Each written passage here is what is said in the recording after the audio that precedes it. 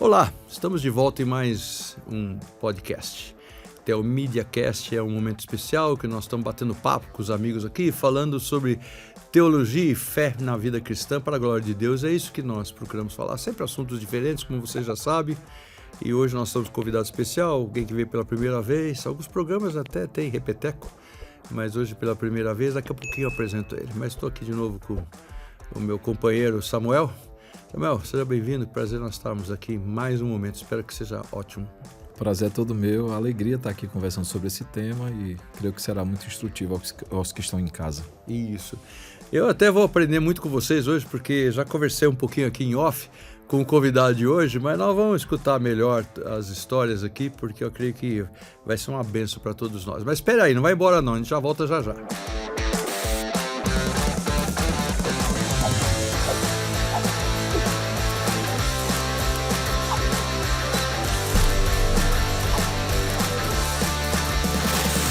Estamos de volta com o nosso MediaCast. O nosso convidado hoje é pastor. Ele é pastor atuante em áreas diferentes. Eu não vou ficar falando, senão aí acaba o que eu vou perguntar para ele, Jonathan. E quando eu escutei o nome dele, eu lembrei de um pastor Jonathan, muito antigo, que eu conhecia por memória e tudo mais. E daí eu vi que ele tem o mesmo nome do pai dele. Eu falei, será que é o mesmo? Aí já conversei com ele, é isso mesmo, né? Então, Jonathan, seja bem-vindo. É um prazer poder conversar. Temos assuntos específicos para falar aqui. Mas eu gostaria de pedir para você que se apresente um pouquinho mais para nós, para aqueles que nos escutam aqui. O programa é tanto de rádio como de televisão, né? Bom demais estar aqui com vocês. Já batemos um papo bom aqui. Já estamos sabendo tudo da vida de todo mundo. Mas conversa santa, tá bom? Só coisa boa, coisa boa. Mas muito bom. Obrigado pelo convite, pela honra, pelo privilégio. Eu sou o Jonathan, trabalho na área de missões, de evangelização. Tem uma caminhada aí, tem um tempo.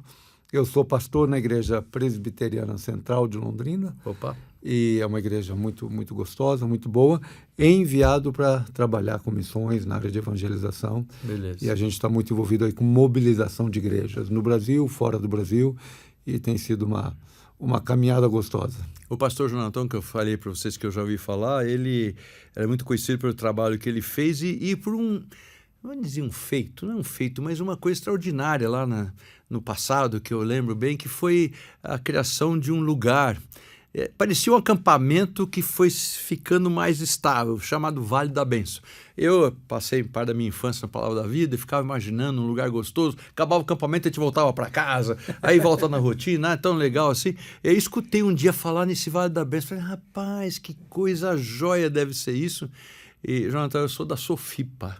Sofipa é a Sociedade de Filhos de Pastores. Você sabe que a gente já fez o Acafipa. Acafipa? Essa eu não conheço. Nós fizemos alguns Acafipas.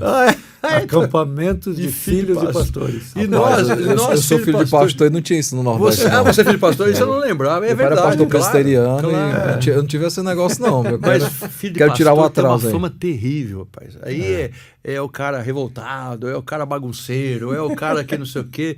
E tem um outro filho de pastor que está para lá do vidro ali também, que ele está lá na tela, está me olhando lá. Então a Sociedade de Filho de Pastor aqui está forte, né? Opa! E você sentiu isso, essa pressão? Agora, Samuel, puxa, a gente até isso podia ser um assunto aqui, deixa né? eu no último bloco entrar de repente vai mudar tudo que a gente ia falar. Mas como filho de pastor, eu não tive muitas pressões. Acho que meus pais foram muito sábios, meu pai e minha mãe. Mas isso não foi uma coisa que me abalou. Mas eu conheço muito filho de pastor que não quer nem saber de igreja mais, né? Não sei. Você passou por esse tipo de coisa? Alguma coisa parecida?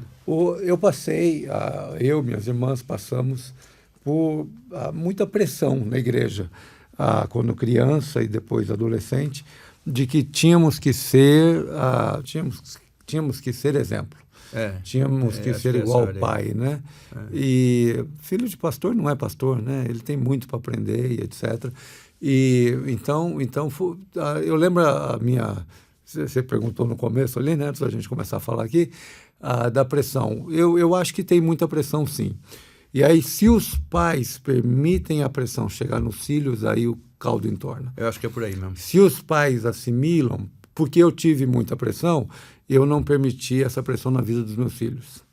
Então, uma vez na escola dominical, a professora lá veio, meu filho tinha 7, 8 anos. Que também chama Jonathan. Também é Jonathan Neto. E diz que o filho dele vai ser Jonathan o quarto. Né? Uma dinastia já. Mas ela veio reclamar, teu filho não está dando exemplo, teu filho isso, teu filho aquilo, etc. Eu falei, tá bom, e o que você fez com ele? Não fiz, porque ele é teu filho, não sei o quê. Falei, você tinha que ter feito. O que você faz quando alguém faz coisa errada? Eu disciplino, eu chamo. Você tinha que tratar ele como qualquer outro. Então, quando ele errar, corrige ele, na frente de todo mundo, igual todo mundo. Mas não pede para ele ser diferente dos outros, porque ele só tem 7 anos, etc. Então, a gente nunca deixou isso chegar nos filhos. E talvez, por causa disso, os meus filhos não tiveram essa pressão, mas eu acho que tem. Duas experiências que eu lembrei aqui agora. Pode confessar pecado aqui também? Não tem problema? Pode, só não te dou absolvição, porque eu esqueci o mesmo já quantidade da também. tabela de Padre Nosso e Ave Maria que tem que dar. E no rito presbiteriano já deve ter prescrito. Então... também prescreveu, já está certo. Mas um presbítero, uma vez, eu tinha 8, 9 anos. E por aí, lá no Vale da Bênção. O Vale da Bênção começando, já eu falo um pouco mais do Vale da Bênção. Isso. E ele me chamou no canto lá. Eu era um adolescente normal, não tinha nada de absurdo na minha vida, etc. Ele me chamou e falou, você é instrumento do diabo, porque o diabo não pode tocar na vida do teu pai e através de você ele envergonha o ministério do seu pai. Por quê? Porque na hora do culto eu saía para beber água, ia no banheiro, ficava conversando por coisas muito simples, né? Então a sabedoria do presbítero foi muito grande. Né? Foi, excelente. E aí eu lembro com eu e um outro amigo, filho de pastor, lá em Maringá, no Paraná, tinha um presbítero lá perturbando muito o pai dele, e eu também devia ter uns 12, 13 anos. Aí, na hora do culto, a gente foi lá e murchou os 2 pneus do carro do presbítero. Mas muito amorosamente. Claro, assim, né? uma coisa leve, tá bom. Foi uma vingança mitigada. Que eles podem ter furado o pneu, né? Só esvaziou. É crente. Dá para encher. Mas a gente esvaziou 2. Porque senão ele tinha um step, né? Isso, a gente queria que ele tivesse que ir no posto. Esse negócio eu já usei 2 pneus numa certa ocasião. Não era um presbítero, era outra conversa, mas 2. Para o cara ter que pegar ir lá levar. Senão fica muito fácil, né? Só trocar o pneu. Uma vez eu sequei um pneu. Sequei o pneu do irmão da igreja, mas assim, foi por inocência. Em que sentido? Eu percebi que ao tirar o pito, e bicicleta tem pito, por exemplo, e você botar pito é o bico. É o bico, né? Tirar o pito e botar uma madeirazinha, saiu o ar do pneu. E eu achei aquele som interessantíssimo. E eu, criança, cara, fiquei segurando lá com força, né? Palito de fósforo. Só que agora nós estamos ensinando isso no ar. Imagina a meninada que está escutando isso, rapaz. Domingo que vem vai ser um problema. E tudo começou no Telmídia Cast. Estamos perdidos. Não faça isso não, que não errado, faz isso não, viu? Não, mas eu já pedi perdão. Já pediu, né? E já perdoei o presbítero também, mas só falando da pressão, né? Então, hoje, para mim, ser filho do meu pai, ter o nome do meu pai, para mim é uma honra. Certo. É um privilégio e vai até além disso, porque portas se abrem, você acaba entrando num legado, né? Que nem foi você que construiu. E, então, para mim, hoje é uma maravilha. Honra que honra, né? Mas na infância, adolescência, eu não tinha maturidade para lidar. Né? O peso é grande, né? Eu acho que muitas vezes, às vezes a falta de sabedoria, às vezes pela imaturidade, né? A gente não esperava que a igreja nos colocasse numa situação, numa saia justa dessa, mas muitas vezes é a igreja mesmo. Papai passou por igrejas, uma específica, que era conhecida como cemitério de pastor. O pastor durava 2, 3 anos, ele passou 6 ainda. Nossa, isso fez um estrago grande, foi bem difícil. Eu lembro na sabatina do presbitério me perguntaram por que eu me senti vocacionado. E eu lembro que parte da resposta eu disse assim, na verdade, eu disse outras coisas, né? Mas uma hora eu disse assim, na verdade, se eu fosse olhar para o exemplo da minha casa, o que meu pai passou, minha mãe e meus irmãos, eu como filho de pastor, como irmão de filhos de pastor, como filho de uma esposa de pastor, eu pularia fora disso com certeza, eu não ia querer isso mesmo, a mesma coisa para minha família. Então, assim, tem igrejas que são difíceis. Uma outra coisa que eu até perguntei, o senhor falou a questão do nome, né, de levar a responsabilidade ou de apontar, eu brinquei, uma hora inverte o jogo. Porque por muito tempo eu era conhecido como o filho do Martagão. Martagão era o nome do meu pai, ele já faleceu em 2011. O filho do Martagão. Mas chegou um momento que as pessoas conheciam ele como o pai do Samuel. Tem uma hora que vira o jogo, né? Vira um pouco a chave.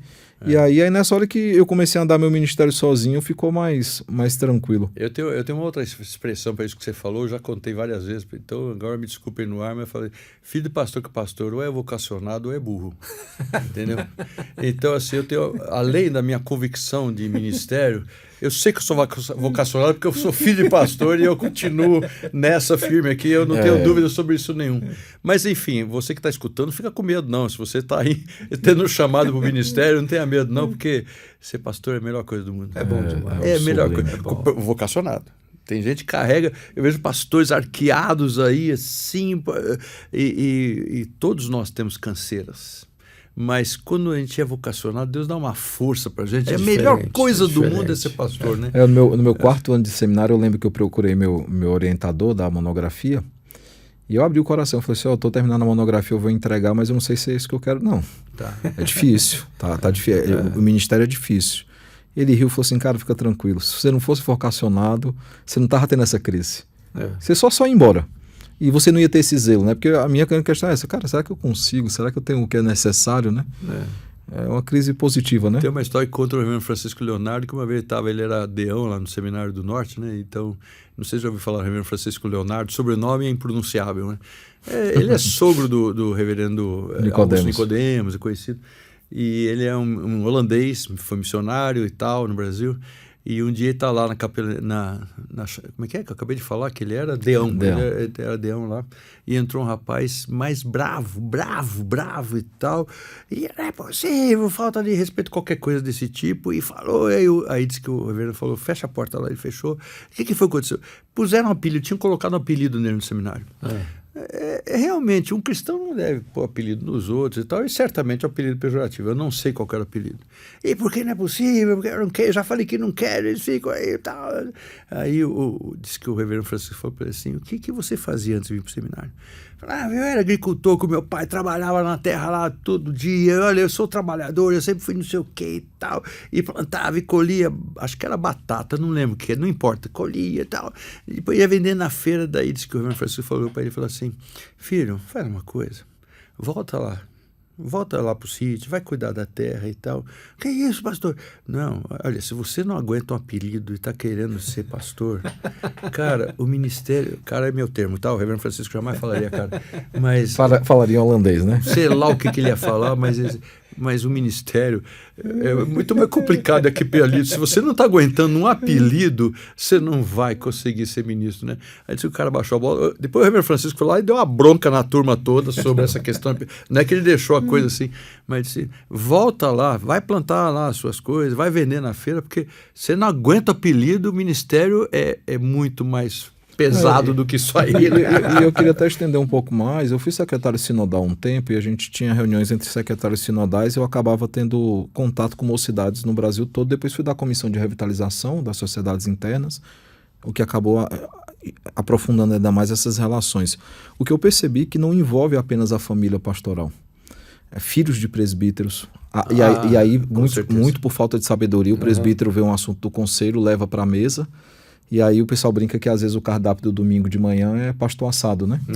Então assim, leva assuntos do conselho e jovens desanimados não querem ficar na igreja porque falam, isso aí, esse é o pastor, isso é a igreja e não querem mais ficar. Então assim, é necessária essa sabedoria, não apenas contrato da família pastoral, mas quem ocupa cargo de liderança fazer o filtro.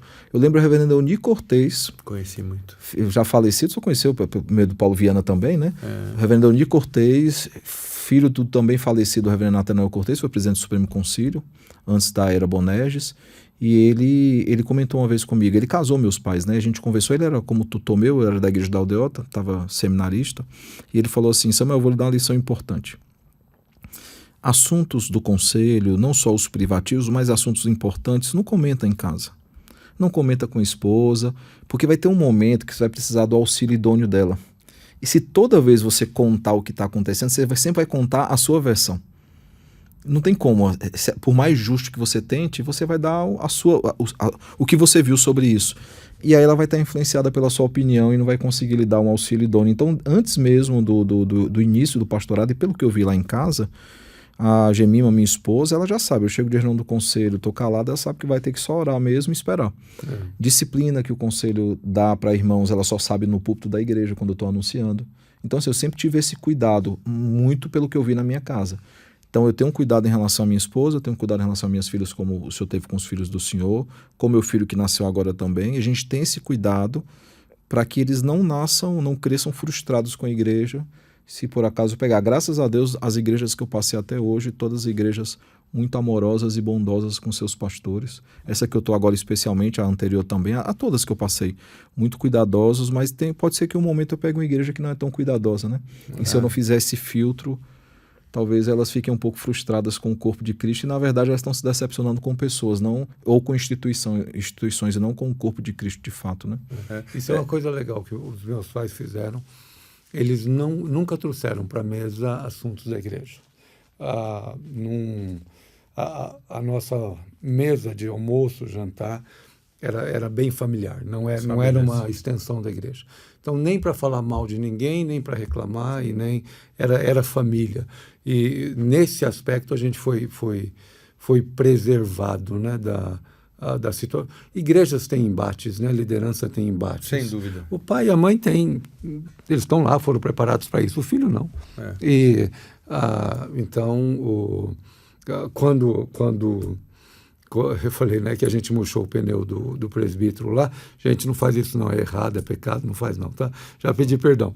Mas foi por causa disso, porque o presbítero estava numa linha de guerra, de confronto com o pai, e o filho ficou sabendo. Mas já era uma coisa meio pública, etc. Aí a gente foi lá de uma maneira infantil, etc. Então, quanto mais preservar, com certeza melhor, né? Com certeza. E caminhando nessa mesma área, mas indo para a direção que eu gostaria que a gente falasse, meu pensamento, né? Samuel também é meu companheiro aqui, pode trazer as perguntas dele. E como eu sou filho de pastor, Samuel já falou isso também e tal, mas o pai, de repente, para quem não sabe, o pastor Jonathan, como eu conhecia, Jonathan originário, ele era da Igreja Presbiteriana Renovada, né, e começou ali no Norte do Paraná e tal, espalhado por alguns lugares do Brasil, e aí Vale da Benção. E de repente, uma época, você mora lá, você que tá, idade, que parte. Como é que é essa experiência? Ele está num lugar onde os vizinhos, as outras pessoas que moram são todos cristãos. Como é que é essa vida comunitária? Claro, duvido, ninguém aqui pode achar que tem um lugar perfeito. Se fosse, nós tínhamos fundado Vales da Benção no Brasil inteiro, todo mundo morava em Vales da Benção. Mas como é que isso, na sua formação, no seu crescimento, conta para nós um pouquinho dessa história. Como é que é isso? Só pegando a história lá do começo ainda, em Cianorte, a gente estava em Cianorte, o meu pai e o pastor Décio, também pastor que se formou em Campinas, eles criaram o seminário bíblico de Cianorte, acho que o nome era esse, na década de 60, alguma coisa assim, ou até antes. E então lá no Paraná, Cianorte é ali perto de Maringá, de Londrina, aquela região, uma cidade pequenininha no interior lá. Então já tinha essa comunidade, era um seminário com muitos alunos, já era um espaço, uma comunidade, etc. Lá no seminário nasce a Missão Antioquia.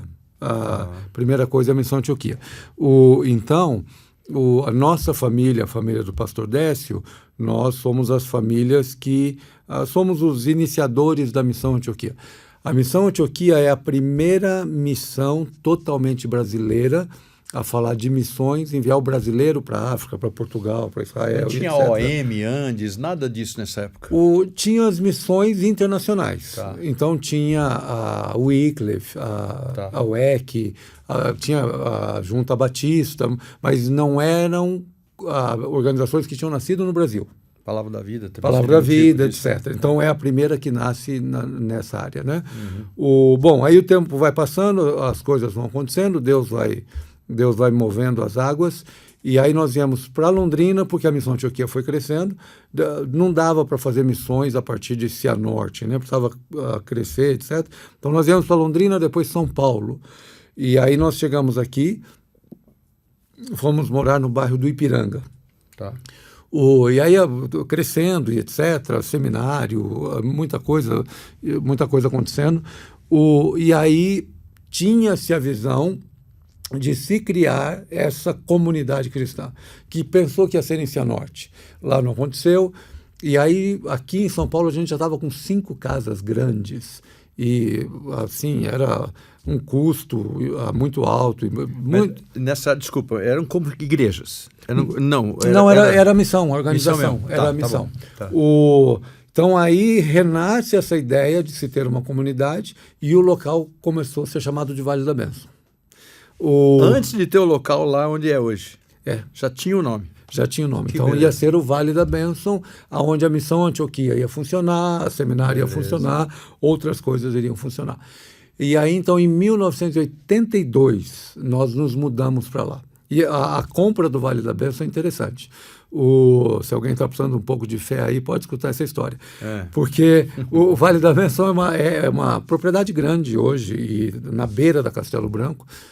Em 1982, a Castelo Branco não era a rodovia principal, não era a área de desenvolvimento. Meu pai foi nos Estados Unidos, eu não sei se foi no Palavra da Vida, alguma coisa. Ele foi no Ministério Grande nos Estados Unidos e ele viu lá o ministério funcionando com uma comunidade de cristãos morando ao redor. Como que aquele ministério tinha conseguido aquela propriedade? Os proprietários, quando compraram uma parte da terra, compravam uma parte de terra também como oferta para a organização. Entendi. E aí o Vale da Bênção foi formado desse jeito.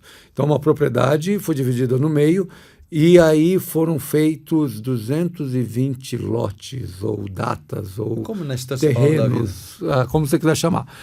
Então, quem comprou na época, comprou uma promessa de uma terra, porque não tinha terra.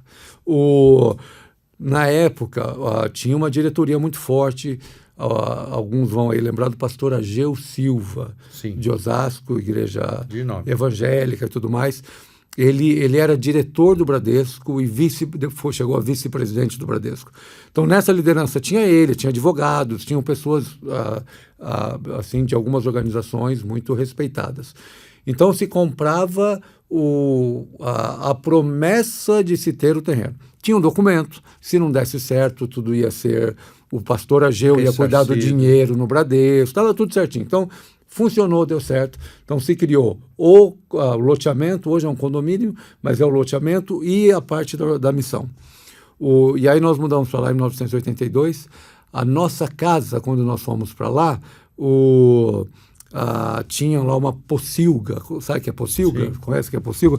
Pocilga é um nome bonito para chiqueiro, né? É isso mesmo. Então foi reformada a pocilga e 2 casas foram feitas ali, para o pastor Décio e para o meu pai.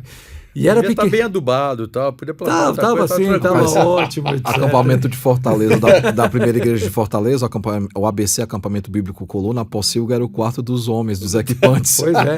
Era um nome carinhoso para o quarto da gente. E aí começou assim, eu não tinha um quarto dentro de casa, eu morava numa barraca mesmo de camping, etc. As minhas irmãs tinham um quarto fora, as filhas do pastor Décio do outro lado. Bom, mas começou. Para mim, assim, foi uma das melhores vivências da vida. Começou a chegar gente, não tinha nada, tinha construçõezinhas lá de zinco e de madeirite, era tudo muito... começando. Mas era gente muito simples que queria servir a Deus e que qualquer coisa estava boa. E então, os primeiros 10 anos do Vale foi muito difícil, muito simples, não tinha dinheiro. Não tinha comida direito, acabava a comida. Pelo jeito. Uma das maiores influências do meu pai são os moravianos. Eu amo esses caras. Não a teologia deles, mas eles eu amo. E aí, meu pai visitou lá, ele leu e visitou lá e etc. E ele também visitou Paul Young Cho, muitos anos atrás. Certo. E ele voltou e ele e o pastor Décio entraram num acordo que a primeira casa que ia ser construída no Vale da Bênção era a Casa de Deus, que não era uma igreja, mas é um centro de oração. Tá. Então, até hoje tem um centro de oração, são convidados aí lá, que você sobe uma montanha e é um prédio só de oração. Que delícia. Então, nos últimos 30 anos, funciona uma vigília de oração, 24 horas, 7 dias por semana. Põe um chute tem um negócio desse lá. Então, com moravianos e Paul Young Cho, então lá foi primeiro construído, etc. Então, assim, foi um começo de muito sacrifício, Mas a gente tinha lá umas 200 pessoas que se tinha comida, tinha, se não tinha, não tinha. Se era só batata, era só batata. Se tinha mais, estava tudo certo. Você tinha o porquinho do chiqueiro, tudo Estava bem? bom também, estava tudo tranquilo. Então foi muito gostoso. Foi morar numa comunidade de gente que quer servir a Deus. Não tinha perfeição, não tinha problema. E tinha nem confusão, cobrança de perfeição. nem cobrança de perfeição.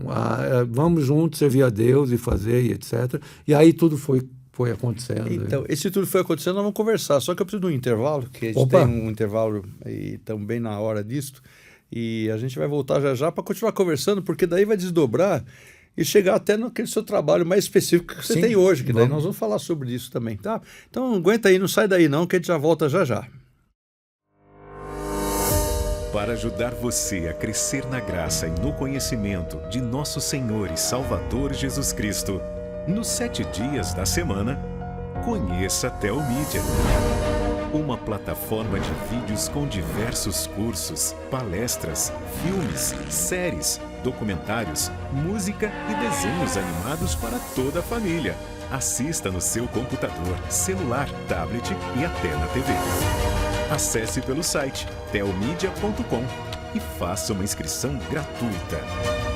Telmídia. Assista quando quiser, onde quiser. Então estamos de volta aqui nesse nosso bate-papo gostoso com o pastor Jonathan e estamos falando de trabalhos preciosos demais. Se você está escutando a gravação, não escutou o começo, então você volta lá no começo, veja desde o começo. Se você está acompanhando aí, beleza, né? Ou mesmo a primeira transmissão, mas é muito gostoso. Estamos falando de trabalho, vida cristã mesmo, um grupo cristão, uma família cristã, um trabalho que é incentivado. Se alguém nunca ouviu falar nos moravianos, isso vale a pena uma pesquisa. Lá nos idos, começo, época de reforma, começo e tal, muita gente procurando uma vida devocional e tal, tem Anabatista, tem isso, tem aquilo outro. E os moravianos, tem esse nome por causa da região que eles moravam, o conde de Zinzendorf, se não me engano, tinha uma propriedade, ele acolheu esses crentes e eles dali foram espalhando pelo mundo pregando o evangelho. É interessante. E tem a história dos jovens moravianos, que é bem conhecida, né? Sempre citada em meios de missões. Né? Eles geraram um movimento de oração muito forte, né? Eles tiveram uma vigília de 100 anos, e eles geraram um movimento de missões. Porque aí foi, acho que o Wesley e mais outro líder também saiu dali, e dali começou a sair muitos missionários para o mundo inteiro. Uma vez escutei uma história, acho que foi o Francisco Leonardo que contou, porque ele também é um admirador. E ele contou que a primeira vez chegou um missionário cristão no Kurdistão e chegou lá num lugar, lá no perdido e tal, e aí eles vão pregar o evangelho na aldeia e os caras falam assim, não, nós acreditamos nisso, nós somos também crentes. Falaram, mas como o evangelho chegou aqui?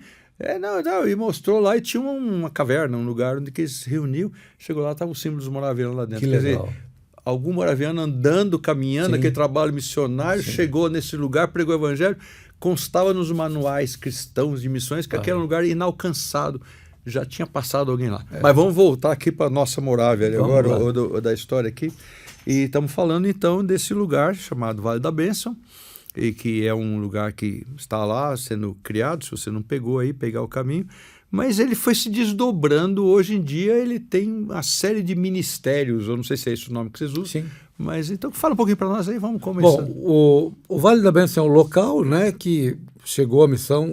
Qual que era a ideia? Era ser um centro de missões, de treinamento e mobilização de igrejas para enviar missionários para o mundo inteiro. Então, por muitos anos, muitos missionários foram enviados para vários países e aí foram nascendo outras frentes ministeriais. Então, por exemplo, essa área de intercessão, uma vigília 24 horas por dia, se tornou um ministério dentro do Vale da Bênção. Aí teve um ministério que se chama Sim Israel, que foi um movimento a favor da evangelização de Israel e depois entendendo que judeus e árabes precisavam ser evangelizados da mesma maneira. Isso ainda acontece. Aí veio um trabalho com crianças, aí falando já de 80, se a gente lembrar da década de 70, 80, quem trabalhava com crianças, atendimento de crianças, de idosos, eram os espíritas. A igreja evangélica era totalmente contra a ação social, etc. Tudo mais, era uma coisa dos espíritas. Tínhamos o APEC numa área específica, bem um nicho, né? Mas entendi. creche, outras coisas, mais nada. Não faz, porque a salvação não era por obra, etc., por aí vai. Mas aí, novamente, Deus usa ali o Vale da Bênção para começar um movimento de evangelização de crianças. Aí nasce o Movimento Nacional de Evangelização de Crianças. E funcionou muito tempo e continua funcionando. E dali nasceram várias organizações no Brasil inteiro de evangelização de crianças. E aí o Vale desenvolveu o que é chamado Cidade da Criança, que era um projeto para abrigar, para trabalhar com 1.000 crianças e abrigar ali talvez umas 350, 400 crianças. No caso, órfãos, seria isso? Órfãos. Ou que fossem tirados da família pela justiça e tal, aquelas coisas. Acolhimento de crianças. Acolhimento. Então tinha um projeto que ia construir 35 casas. Cada casa ia morar 15, 20 crianças, e não era um lugar fechado, era aberto. E funcionou bastante tempo a Cidade da Criança, então é um dos ministérios. E hoje esse ministério com crianças continua ao redor do mundo. Com a Missão Antioquia continua. Veio aí, depois de um tempo, de novo, o Movimento Nacional de Evangelização do Sertão Nordestino. Você lá de cima. Sertão Nordestino hoje, tem mais ou menos 47 milhões de habitantes. É muita gente. Você pega o Nordeste, tira as capitais, vai para o interior, 47 milhões de pessoas. Hoje ainda são 6 mil comunidades, não são cidades, são comunidades sem a presença da igreja evangélica. É muita coisa. Da igreja evangélica, qualquer denominação. Não tem. É interessante, né? Porque você chega em qualquer cidade do interior, você vai ter uma igreja católica, um Banco do Brasil, um correio e uma Assembleia de Deus. A maioria das cidades tem pelo menos isso, né? Mas você sabe que em São Paulo, o estado de São Paulo ainda tem igreja, cidade não alcançada pelo evangelho? Porque estado conhecido, desenvolvido, cheio de estrada e tal, ainda tem um ou outro município que não tem. É incrível a gente pensar que tem gente que não escutou falar de Jesus ainda. O meu entendimento hoje sobre o Brasil, falando de missões gerais, tem países, lugares no mundo inteiro que precisa de gente, ou de missionários, mas o Brasil é um país informado, é um país religioso. Agora ele não é evangelizado, no sentido das pessoas confessarem Jesus, etc. Então tem muita coisa para fazer no Brasil ainda. Tem que enviar missionários para a África, a gente estava falando de chamados, etc. Né? Tem que fazer muita coisa lá fora e tem que fazer muita coisa aqui. Tem alguma região mais específica, um estado mais específico que seja mais necessitado ou não? Hoje o estado mais carente no Brasil é o Piauí, tanto de pobreza material física quanto espiritual. E a gente tem apoiado vários projetos lá e a gente faz várias ações em relação ao sertão nordestino. Que interessante, o Seminário de Teresina vai para lá com esse objetivo, né? Os coreanos, quando plantam lá, era uma forma de prover pastores para a região. A nível de PB, de Igreja Presbiteriana, sempre se falou muito do Rio Grande do Sul, mas Alagoas é o local mais difícil. Tanto que Alagoas, eu não sei, eu ouvi a informação de que haviam agora 3 presbitérios, mas até um dia desse Alagoas não tinha sínodo. É só para quem está em casa entender, a Igreja Presbiteriana divide, para ter um sínodo no estado tem que ter 3 presbitérios, porque eram poucas igrejas presbiterianas no Alagoas, né? E eu sempre achava que era o Rio Grande do Sul até olhar essas estatísticas. Então o Piauí é o canto mais difícil. Hoje é o estado mais carente. Do lado de Picos, lá no Piauí, tem uma cidade, já vou lembrar o nome aqui, que há 7 anos atrás era a cidade menos evangelizada do Brasil. Isso dito pelo próprio censo.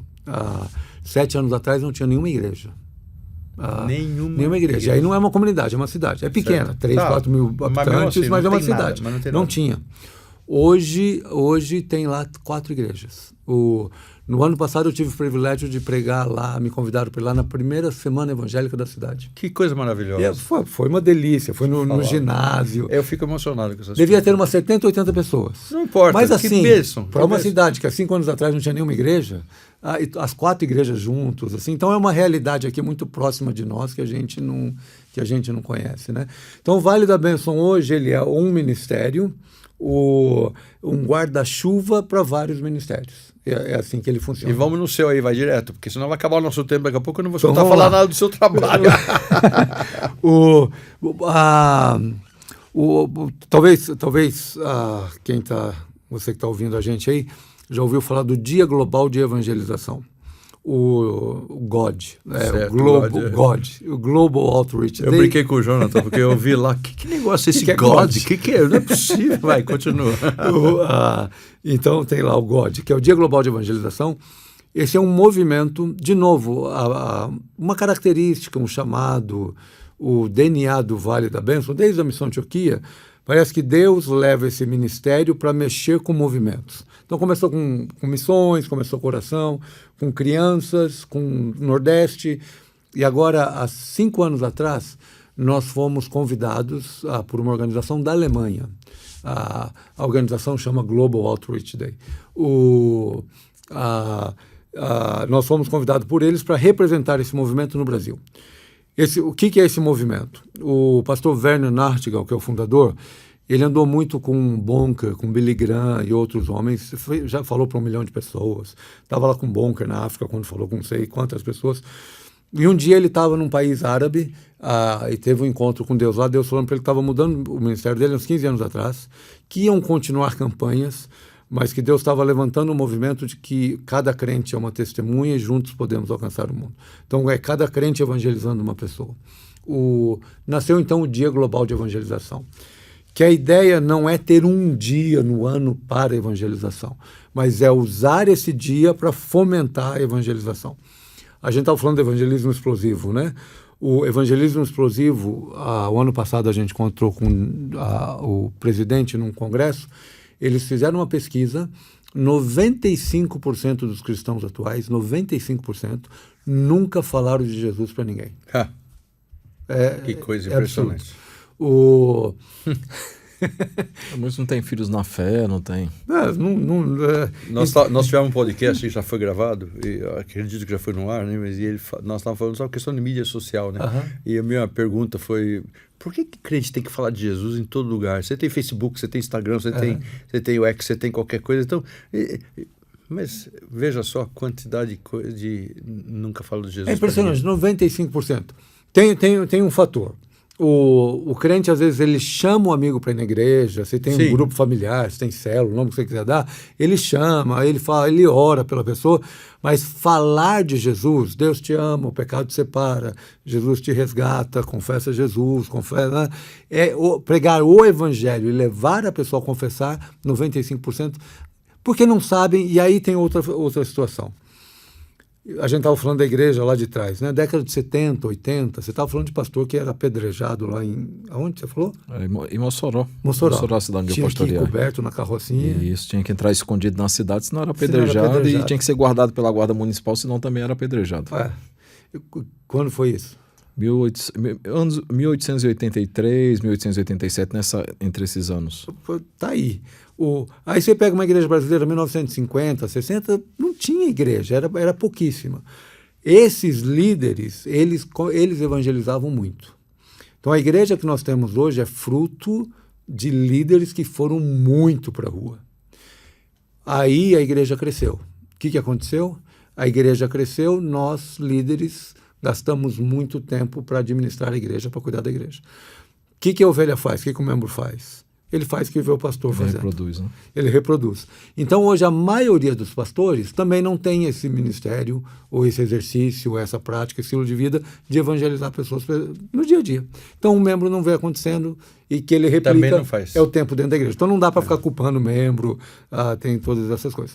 Bom, então, convidaram a gente para representar e 5 anos a gente representa, e aí nasceu o Ministério Go Action, né? Uma organização, CNPJ, que funciona também junto com o Vale da Bênção. Hoje eu lidero esse ministério. O que nós fazemos? Nós mobilizamos igrejas, e aí todas as denominações, para o Dia Global de Evangelização. De novo. Você chama várias igrejas para uma reunião, ou você pode ser chamado de uma igreja para falar sobre isso? A gente faz os dois. A gente faz congressos, a gente faz o lançamento, e a gente vai... Semana passada estava falando em Londrina, numa igreja, e o pastor tem um sonho de evangelizar 50 mil pessoas. É uma igreja que está crescendo, é bonito, lá em Londrina. Então a gente vai nas igrejas, a gente faz congressos e tudo mais. O que a gente tem feito no Brasil nos últimos 4 anos? Nós temos promovido uma consulta da década da evangelização. Porque então o Dia Global de Evangelização está dizendo o seguinte: dá para falar de Jesus para todo mundo no mundo inteiro até 2033. Ninguém está falando que Jesus vai voltar nessa data, né? Não tem nenhum misticismo. Mas ele falou que depois que for pregado em todos os Mateus cantos, 24, quem 14. sabe a gente não está dando uma... É o que eu acredito. Porque Maranata, meu, os dias do jeito que estão, vem logo, que Senhor. venha logo. Vem logo, Senhor. Eu acho que o maior favor que eu posso fazer para a vinda de Jesus é pregar o evangelho. Eu acho que... Estamos juntos. Então, nós fazemos uma consulta, já fizemos a quarta, a última foi em Londrina, agora em outubro, a quarta foi em Londrina, que nós trazemos várias denominações, lideranças juntos, e é uma delícia isso, uma delícia. O reverendo Arival, estava com a gente na última e ele mesmo falou, que bom. Nessa última que nós fazemos, tinha 550 líderes de todo o Brasil, e tínhamos lá 57 organizações e denominações. Esse é o verdadeiro ecumenismo. Uma delícia, uma delícia. E a gente brinca lá assim, gente, nós não estamos aqui para falar da igreja presbiteriana, assembleiana, nós não estamos aqui para discutir as nossas diferenças, porque as diferenças vão nos dividir, mas Jesus vai nos unir. Então, são 3, 4 dias, muito bom, muito bom. Então, pregou Arival, pregou o diretor nacional da Assembleia de Deus, da CGADB, falando o que eles fazem, pregou da Congregacional, pregou o Batista, pregou de outra igreja lá, o Gálvaro estava lá, que é o presidente da Aliança Evangélica, o Paulo Fênima, que é o presidente da MTB.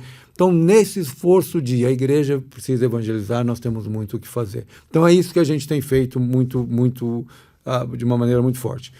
Em novembro agora desse ano, hoje de manhã a gente estava tendo uma reunião, nós vamos fazer a 5ª consulta, vai ser em Petrolina. Porque o Sertão é uma das regiões menos evangelizadas do Brasil, então nós queremos fazer um evento para 1.000 líderes. Lá numa igreja em Petrolina, uma igreja muito boa lá, estamos nos ajudando muito, hospedando o evento. O nosso desafio é levantar 500 bolsas consulta. Então, nós pagamos para aquele obreiro do sertão, que vive com salário mínimo, às vezes até menos, que ele nunca vai ter a chance de ir em lugar nenhum. Então, nós pagamos para ele ir. Certo. É aquela hospedagem antiga, dorme no chão, na igreja, come na igreja arroz, feijão, batata e carne moída, mas a gente fez em picos no ano passado. Mas tem o transporte dele, porque ele provavelmente tem o tem dinheiro nem para o transporte. vai com a esposa, etc. É gente simples e verdadeira, tem um processo de escolha. Eu nem faço parte do processo de escolha. Então, tem 5 ministérios no sertão que estão no sertão. O cara vai lá no Google, faz o formulário e aí é avaliado se ele tem o perfil para receber a bolsa ou não. Então, nós fizemos em picos agora, o ano passado também, levamos 400. Mas como é que é a divulgação disso? Porque, claro, você está falando de sertão. Claro, eu acredito que a internet está quase em todo lugar, mas não está em todo lugar, às vezes o sinal é péssimo e tal. Como é que vocês conseguem disseminar essas ideias para alcançar essas pessoas, para a pessoa chegar no Google, por exemplo? Nos sítios, né? Porque você tem ali Petrolina, é uma cidade grande, né? Faz divisa com Juazeiro, tem aquela ponte enorme. Famosa, já é uma região linda do sertão. Mas tem a parte dos sítios, as comunidades mais afastadas, que às vezes a energia elétrica chega, mas não chega internet, por exemplo. Sim. O que tem acontecido? A gente já vem nessa caminhada, nós fizemos o primeiro há 4 anos atrás, porque a gente faz uma consulta nacional e uma consulta só para o sertão. Então a gente faz 2 por ano. Deixa eu explicar isso. Consulta? Porque é assim, a gente traz 50, 60 organizações e cada uma tem 10 minutos para se apresentar. Então não é aquele congresso que vai vir o preletor aqui... Como painéis. Você tem painel, sala aqui, esse aqui é o tema tal, que é o tema tal, não é isso? E aí a gente leva 50 organizações que todas falam e a gente fala, agora todo mundo senta nas mesas redondas e começa a trocar figurinha, ferramentas, etc. E tem nascido parcerias assim. Rapaz, eu quero participar de uma dessas. Deve ser excelente. É uma delícia, é uma delícia. Deve ser mesmo, inspirador, né? Porque você vê aquela pessoa que está lá. Então hoje nós temos tem umas 100 organizações envolvidas. Cada organização conhece 10, conhece 20, conhece 30, etc. Tem um ministério, Luz para as Nações, eu não lembro o nome agora, mas eles fazem um trabalho muito forte no sertão. Então, eles dão 30, 40 bolsas, mas eles falam o seguinte, nós vamos dar 30, 40 bolsas para o pessoal que nós já estamos apoiando. Está ótimo, porque eles vão ter condições de estar lá. Igrejas presbiterianas já deram bolsas, batistas e outras, etc. Então, é uma rede ministerial para evangelização.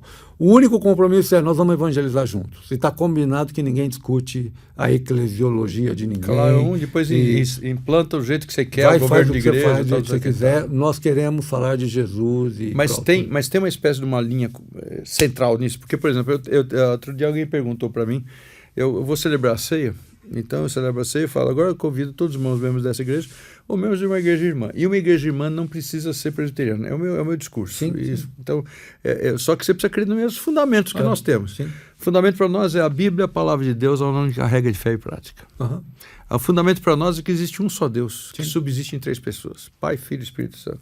E nosso fundamento é que Jesus é o único mediador entre Deus e os homens. Então, se você é membro de uma igreja que tem esses fundamentos, que você já batizou, já é membro de uma igreja, é convidado a participar dessa mesa, que não é mesa presbiteriana, é mesa do Senhor. É o que eu falo lá na minha comunidade. Sim. Né? Então, é uma coisa que eu tenho por prática convidar. Alguma coisa assim, claro que tem, né? Tem que ter, porque hoje em dia senão não funciona. a gente escuta o pessoal falar que é evangélico, você vai olhar que Não tem que ter, senão evangélico, não funciona. as coisas loucas, né? Tem por aí, né? Do nisto cremos, ou o que nós somos, enfim, declarações de fé, partindo do credo apostólico, né? Normalmente é o fio condutor. Né? A gente diz o seguinte, nós queremos andar com ministérios evangélicos, cristãos verdadeiros. Então, por exemplo, tem uma organização lá que quer participar. Se a gente não conhece, então a gente falou da Jucum, falou da OM, tem a AME Evangelizar, tem várias outras aí. A gente já conhece, tem outras. Se alguém está chegando que a gente não conhece, nós vamos fazer uma pesquisa, nós vamos ver. Saber o que a gente que é não vai mesmo. dar espaço para essas pessoas naturalmente. Né? Hoje, infelizmente, a igreja evangélica, Não, que a tem gente que tomar sabe cuidado. que não é que a gente quer ser melhor que ninguém, mas tem coisa por aí que não está de acordo com as escrituras, não dá, né, parceiro? Eu tive o privilégio na década de 2005, 2006, 2007, eu caminhei 3 anos com a igreja Redeemer, do Tim Keller. Certo. Junto com Osni Ferreira, reverendo Osni, ele era o representante da Redeemer e eu assessorava ele. 3 anos e meio. E eu aprendi muito com eles, porque eles fazem uma mobilização de plantação de igrejas no mundo inteiro. A Redeemer. A Redeemer em Nova York. Que é o City to City. É o City to City. Então, quem trouxe o City to City na época foi o Osni, eu assessorava ele. A gente fez uns 3, 4, que na época chamava Redeemer Church Planting Center. Agora é City to City. E que é um trabalho fantástico. E eles tinham essa linha. Nós queremos trabalhar com as pessoas que vão até aqui e vão até aqui. Passou daqui, passou dali. Sim. A gente não quer. Mas isso acontece, por exemplo, claro, nessas suas consultas, evidentemente que tem um fio condutor, né? Tem que ter o tempo todo. Tem que, senão. Mas é interessante. O que é legal de evangelização? É o que você falou. É só através de Jesus. Não tem discussão teológica. Quem salva é Jesus. Mas aí se você for dar o próximo passo de discipulado, aí cada um já vai fazer do começar jeito. a ter suas diferenças. Aí você vai para o batismo. Aí cada um entende do jeito. Então a gente já fala logo, a gente só está aqui para falar de evangelização. Tá. Nós acreditamos que não tem evangelização sem discipulado e não tem discipulado sem evangelização. Mas nessa consulta nós estamos falando de ferramenta de evangelização. E de você depois estar evangelizando, ver o grupo que te segue, aí você vai. Você está na Batista, é como eles fazem, você está na Pentecostal, como eles fazem, está na Presbiteriana, como fazem. Nós não interferimos em nada. Entendi. E o retorno? Tem sido fantástico. Tem respostas depois disso? Tem, a gente tem muitas. Até 5 anos atrás, estava se falando que o Sertão estava com 10 mil comunidades sem implantação de igrejas. Isso quem diz, isso é a MTB, a Associação Missionária Transcultural Brasileira. Hoje eles mesmos estão dizendo que são 6 mil. Então, tem sido igrejas plantadas. Essa cidade que eu não consigo lembrar o nome, que é do lado de Picos. Não tinha nenhuma igreja, hoje tem 4. Você tem contato com o Marcos Severo ou não? O Marcos Severo tem um trabalho maravilhoso, apaixonado, né? Ele é um apaixonado, né? Ele foi do nosso presbitério lá e depois surgiu o presbitério, que hoje é Rumo ao Sertão, que é o nome do projeto. Ele tinha o nome do projeto dele, era Rumo ao Sertão, que ele chamava, né? Tem muitos ministérios bons, tem muitos ministérios pequenos que nunca vão aparecer em mídia, em lugar nenhum, eles não têm condições. Uhum. Mas tem ministério lá com 10, 15 pessoas. Esses são o que a gente brinca, né? Eles têm os 10 minutos de glória, 10 minutos de fama. E é muito legal isso, porque você põe ele para falar diante de um ministério grande que pode aportar o ministério dele. E que pode aprender com ele. Every Home for Every Home. Eles querem distribuir folhetos para todas as casas no Brasil até não sei que ano. Lá eles estão achando as pessoas que já estão no campo. Imagina se a Every Home tivesse que contratar gente para fazer isso. Eles estão achando os obreiros que já estão num monte de cidade, que eles estão fazendo parcerias, então ele dá o folheto, ele dá você falou do projetor lá. Sim, eles dão tudo lá. Então, assim, tem acontecido parcerias fantásticas, é muito, muito interessante. Vamos lá em novembro? É de 7 a 10 de novembro. Eu vou anotar depois eu tenho vontade, sabe, essas coisas para mim, a obra do Senhor, nem podia ser de outra maneira. Né? Porque quando a gente vê, a gente se prepara, a gente organiza e tal, mas quando a gente vê assim, o trabalho do Senhor, é uma coisa tão linda, rapaz. A igreja do meu pai era uma igreja pequena e tinha uma reunião de oração semanal. Quinta-feira, reunião de oração lá, dirigido por um presbítero, apaixonado por aquilo. Ele fazia com carinho, tinha os caderninhos dele, caderninho de enfermos, de conversão, não sei o que. Era assim, seu Otávio Machado, um homem que eu honro, né? Os filhos dele estão na igreja batista, gente muito atuante também. Mas enfim, voltando lá. E aí um dia apareceu um senhorzinho, um terninho surrado. E aí ele era o seguinte, ele era um pedreiro, que se converteu, eu nem sei de que igreja que ele era, que denominação que ele era, e ele tinha assim, fez um propósito de visitar as igrejas. Então ele ia lá durante a semana, ele passava, tem uma igreja aqui, tá tendo trabalho, vou lá conhecer. E ele gostava disso. E eu não lembro o nome dele. Ele era magrinho, surradinho, simplesinho assim, mas um homem que converteu assim, pedreiro sentou lá na calçada, ganhou uma Bíblia, aí ele chegou pro colega de serviço e falou assim, como é que a gente aprende a ler? E o cara foi ensinando para ele, então assim, O-H-O. Isso aqui é a letra F, A, F, A. O cara alfabetizou ele com a Bíblia. Ele se tornou um pregador. Que era muito comum antigamente, né? Sim, então ele era um homem simples, mas de uma simplicidade assim, mas um crente assim, que teologia nada, né? E por favor, estudem teologia, aprenda a Bíblia. Me permita te provocar. Teologia destrói evangelismo. Quando você está falando daquela estruturação, de toda aquela coisa assim, o castelo, né? Porque tudo se torna teologia. Se ama Jesus é teologia, né? Dependendo da sua teologia, da sua igreja, a tua teologia vai te levar a evangelizar muito ou vai te levar a evangelizar nada. É impressionante. Assembleia de Deus ainda é a igreja que mais evangeliza. E eles mesmos falam, nós evangelizamos muito e perdemos muito porque eles estão querendo crescer no discipulado.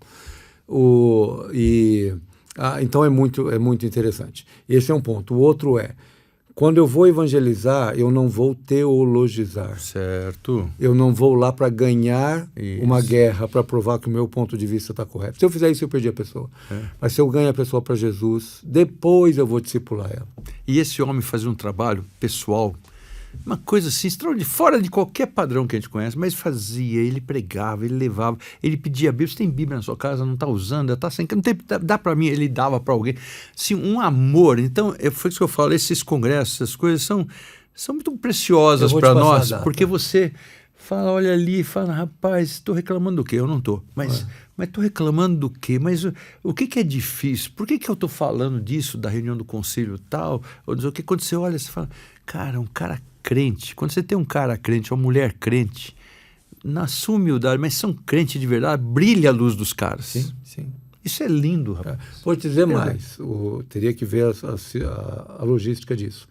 Mas, de repente, se você se desse para montar uma estrutura lá, você saía de lá com uns 20 podcasts de gente que nunca vai aparecer em lugar nenhum, mas que está fazendo um trabalho maravilhoso em muito lugar. A gente pode tentar ver isso aí. Mas vamos conversar depois, vamos continuar aqui, porque até o nosso tempo está quase terminando. Eu tenho 3 minutos para a gente terminar a nossa conversa. Então, mas está muito bom, eu estou gostando. Não sei se Samuel quer trazer alguma coisa. Olha que eu estou falando demais. Eu entendo que a igreja, a gente falou, voltando um pouco atrás, a igreja está acomodada, né? A igreja nunca precisou estar tão alerta e esteve tão desalerta, né? Vamos usar esse trocadilho, né? Esteve tão desatenta. Há uma guerra cultural ao redor da igreja, a igreja está como os siquemitas lá, né? Que foram dormir sem a espada debaixo do travesseiro, porque haviam feito aliança com os filhos de Jacó, né? E a igreja está desatenta, ela não evangeliza como deveria evangelizar. Ela não se preocupa como deveria se preocupar. Me permita pôr uma pimenta nesse... Eu tenho escutado isso de alguns líderes mundiais. Europa, pós-cristianismo, Estados Unidos, eles começaram perdendo geração de jovens, etc, etc. Alguns escolas aí estão dizendo que o Brasil já perdeu uma geração de jovens. Uma geração? Uma geração. Por causa de religiosidade, por causa de estruturas, por causa de culturas evangélicas, etc., está dizendo que se nós perdermos essa geração de adolescentes, no Brasil você tem igrejas fechando de todas as denominações, e você tem igreja explodindo. As igrejas que estão presas nas suas estruturas, elas estão perdendo. As que estão abertas para o movimento do evangelho, e puramente o evangelho, elas estão crescendo. Porque eu tinha um professor de teologia, nós perguntamos para ele sobre isso, né, no seminário. 79, primeiro ano meu de seminário, porque era calor e tal. Ele falou, cara, quando a coisa cresce é o seguinte, o pé de alface tá bom, mas aí chega uma árvore, você precisa ter estrutura, não dá para você não ter estrutura, você tem que ter estrutura. O problema é que a gente não sabe fazer essa boa medida. Então, de repente, eu lembro de uma decisão da minha denominação lá atrás, e eu naquela época falei, isso não vai dar certo. Pensei, isso não vai dar certo, e não deu certo mesmo, porque eu vi assim, era muita estrutura para uma coisa que devia ser mais simples. Então, a gente fala de revitalização de igreja, concordo, claro, precisa, ou plantar a igreja, a gente coloca uns nomes, mas no fundo, cara, é mais simples assim, é obra do Espírito Santo, não temos dúvida sobre isso. Sim, claro. Tanto uma coisa como outra é obra do Espírito Santo. Mas se a gente tiver uma comunhão boa com Deus, se a gente ensinar as pessoas, ter vida devocional, Calvino, que é a base da nossa teologia, Calvino era um homem que falava da comunhão com Deus, do Espírito Santo na gente, e a gente às vezes esquece, fica lá no castelo e esquece. Você já ouviu falar dos 3 M's da igreja? M's? 3 M's. Não lembro, pode começar, quem sabe eu saiba. Eu aprendi com um pastor lá de Porto Alegre, de uma igreja muito grande. Eu sei os 5 pontos do calvinismo, eu sei os 4 leis espirituais, tem coisa que tem número, mas 3M eu não lembro. Você falou de Calvino, né? O primeiro M da igreja, tudo começa com movimento. Calvino mobilizou e veio aí toda uma situação através da vida dele. Todo movimento gera um monumento, que é natural e é bom. Quando o monumento perde o movimento, que é essa vida, essa paixão, esse dia a dia, esse monumento vira museu. Então, o grande desafio da igreja... Essa, não. Eu aprendi também, tem uns 3 anos. O que o pastor fala é o seguinte, o grande desafio da igreja é ser um bom monumento, ele tem que crescer, tem que estruturar, sem perder o movimento. Porque o dia que ele perder... E o que a gente vai na Europa? Ver igrejas da época da Reforma, maravilhosas, que hoje não são nada. Porque perderam o movimento. E hoje é museu. Tem uma frase, né, que diz, eu não sei se eu vou citar certa, mas eu espero citar, que fala que a tradição é a fé dos que morreram. E o tradicionalismo, a religiosidade, é a morte dos que ainda vivem, ou a fé morta dos que ainda vivem, uma coisa assim. Sim. Mas de fato, tem acontecido isso no mundo todo, né? Sim, de fato, igrejas têm virado museus. E em todas as denominações, não é privilégio de nenhuma. Jonathan, acabou meu tempo. Mas que coisa boa, cara. Vamos falar. Quem sabe a gente vai continuar a conversa em outras horas. Já falei, vou chamar teu pai aí para falar qualquer coisa. Você chama ele. Mas eu acho que tem tanta coisa boa aqui, mas eu tô tendo umas certas... Tudo bem, acabou de falar de estrutura, mas tem hora que precisa, né? Então, mas foi muito bom te escutar aqui. Que alegria. Tua presença, te conhecer. Eu vou querer os contatos. Vamos. Provavelmente vou colocar na minha cabeça minhas orações. Legal, quem sabe vai dar para fazer. Samuel, obrigado. Que bom que a gente está junto aqui, a gente tem tido bons momentos. E que alegria estar participando desse momento agora. Você também vai ter que ir em novembro lá na tua terra. Vamos organizar. Quem sabe a gente consegue se organizar, né? Mas sim. Isso para mim é especial. Muito obrigado. Deus abençoe você, o seu ministério, tá bom? Você que nos escuta, então continue aí vendo. Alguma coisa nós vamos republicando, mostrando para você. E é um prazer que você está aqui conosco. Até o próximo encontro. Deus te abençoe.